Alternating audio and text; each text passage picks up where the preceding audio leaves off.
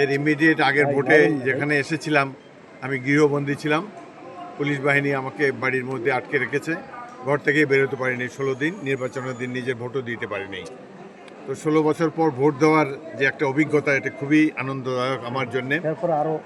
দেশ গণতন্ত্রের পথে দৃঢ়ভাবে এগিয়ে যাবে এটাই কামনা করি।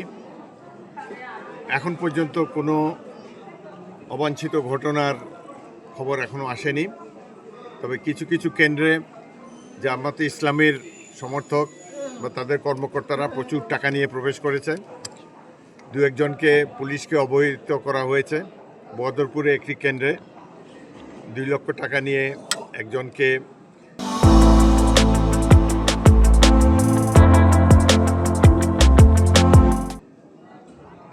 তাদের কর্মীকে ভোটারকে প্রভাবিত করার মতো সিচুয়েশনে পাওয়া গিয়েছে, তবে পুলিশ কোনো ব্যবস্থা নেয়নি। যাই হোক, আমরা চাই শান্তিপূর্ণভাবে নির্বাচনটি শেষ হোক।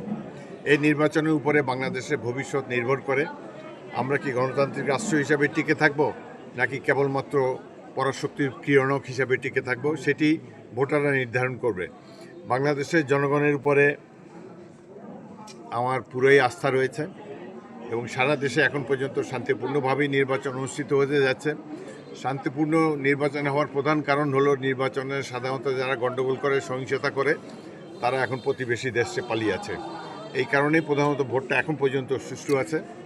তবে আশা করব এই নির্বাচনের ফলে আমাদের দেশবাসী গণতন্ত্রের পথে শক্তভাবে এগিয়ে যাবে, আমাদের অর্থনীতি আরও সমৃদ্ধ হবে এবং দেশের জনগণ তাদের সকল নাগরিক অধিকার ভোগ করতে পারবেন। এমনই একটি সরকার আমরা প্রতিষ্ঠা করতে চাই।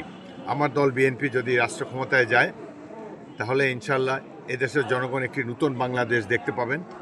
এখানে প্রত্যেকটি মানুষের সমান অধিকার তারা প্রয়োগ করতে পারবেন। বিশেষ করে অর্থনৈতিক ক্ষেত্রে আমরা অনেক উন্নয়ন দেখতে পাব। সাধারণ মানুষের যে চাহিদা রয়েছে সেগুলো পূরণের জন্য আমরা 31 দফা কর্মসূচি দিয়েছি। আমরা আশা করব যদি বিএনপি সরকার গঠন করে, তাহলে আমরা সেই আমাদের নির্বাচনী ইশতেহার অনুসারে এবং 31 দফা কর্মসূচি অনুসারে শহীদ রাষ্ট্রপতি জিয়াউর রহমানের প্রদর্শিত বাংলাদেশি জাতীয়তাবাদকে অনুসরণ করে আমরা বাংলাদেশকে একটি উন্নত রাষ্ট্রে পরিণত করব।